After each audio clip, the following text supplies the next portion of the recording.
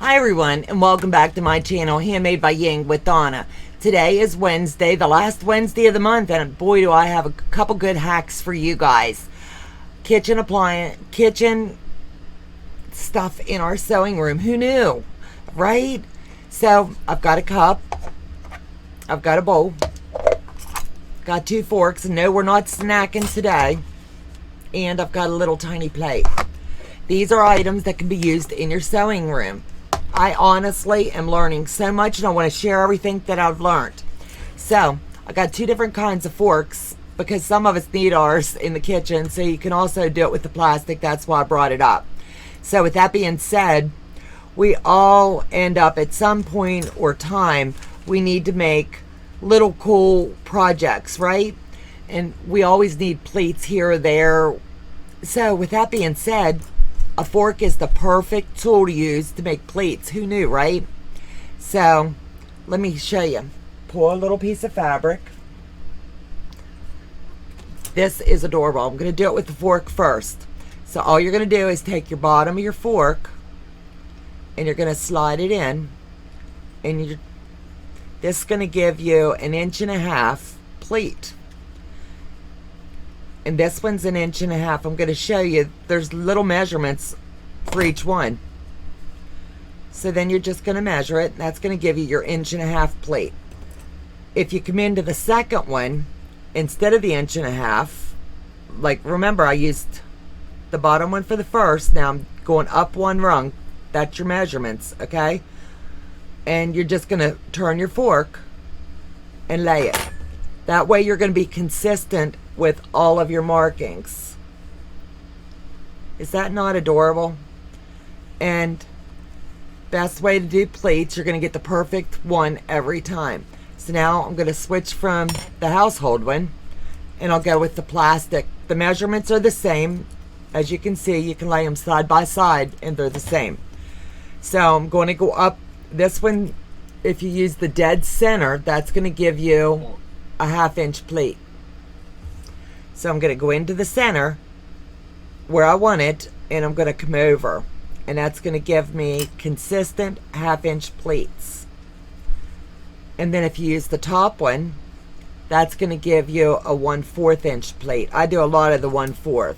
So I'm going to use the top, and I'm going to come over, and it's going to give me a 1/4 inch pleat.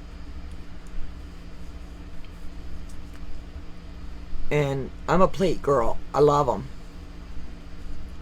So maybe by seeing the pins, that'll give you an idea.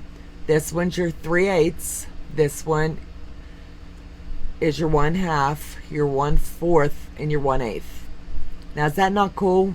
And then when they're pressed down, of course I'm not going to press them out for you today, but you'll be able to see.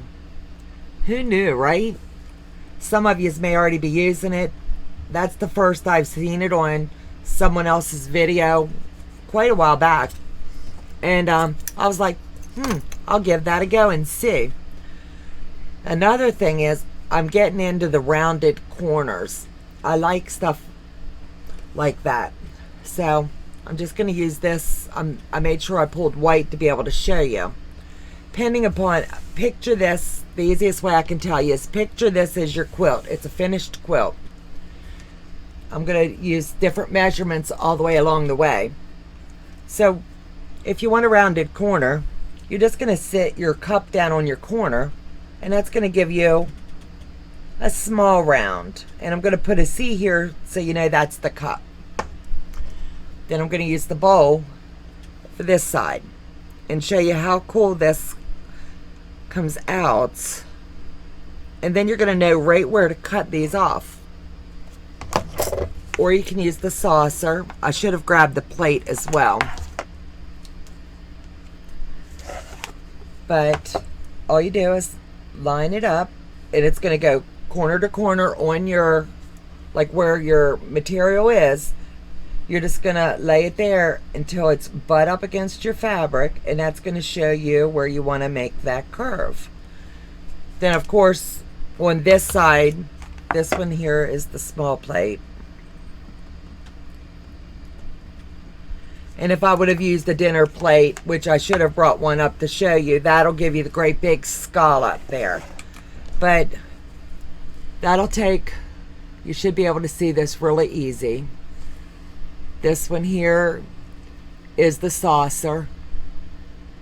And when you're quilting, that's just going to make it look so cute. And then I'm going to flip it over. And then I saw Jean Truelove. She was sharing how she does her scallops when she's doing some quilts. She's getting into them too. So what you can do is always use the same size measurement. So I'm going to, for just measurement purposes here, just to show you, picture this is your quilt. It's done. This is your backing. So you're going to want to flip it over and you're going to want to mark it on your back, not on your front. So say this is, let me go to my 20 inch. Okay, so this is 11 inches. So I'm going to mark it here, dead center for my 11. All right, so I'm going to put my first one where I wanted the scallop. And let me do this one because I don't have a big area here. So I'm going to come down here and I'm going to line it up where I want my scallop. But what she said was you're going to come in halfway of the bowl, okay? So you're going to have a line here. And you're going to want to mark your bowl on each corner or your plate or whatever your marking instrument is. So this is where your blue masking tape would come in handy. So you're going to know this is how far back you want to mark it. And then you're going to come in like this. And then you're just going to want to come back over and do the same thing here. And I can't really show you perfectly here because I didn't have a great big piece. I should have pulled a larger section. But this will give you a general idea. And this is how you can make the scalloped edges all the way around your quilt, or you can put them straight at the top or straight at the bottom. And then it just looks so good. And I'll be doing this on one of my other quilts as well, just to be able to show you. I'm probably going to do this on my spools to give it just that little bit of depth. But I'll be using this size, but I didn't have a big enough piece of material to show you. So with that being said, that's for this week's hack, and that's ending me out for the month of July. I just think they're two cool things. We all have everything in our kitchen we can bring into our sewing space and utilize and save the money. You don't have to go out and buy special tools for this kind of stuff. You can if you have it, but a lot of us, we like to save and be thrifty. So that's just something that I'm going to start doing with some of my quilts. Then I'll be able to show you those as well as I progress and finish up. So you all, it's been a blessing to be with you for the month of July. I can't wait to see what's in the future for August. So stay tuned. We've got a lot going on and it's going to be a blast. Thanks for joining us. Thanks for helping us grow. If you like the content that we share, give us a thumbs up. If you haven't subscribed or you're not sure, go check it out and see. If you like it, subscribe. It means everything to us and doesn't cost you anything. Ring that bell for notifications and that'll let you know each and every time we either go live or we post a video. Thank you guys. Take care. God bless. And I'll see you back in August. Bye.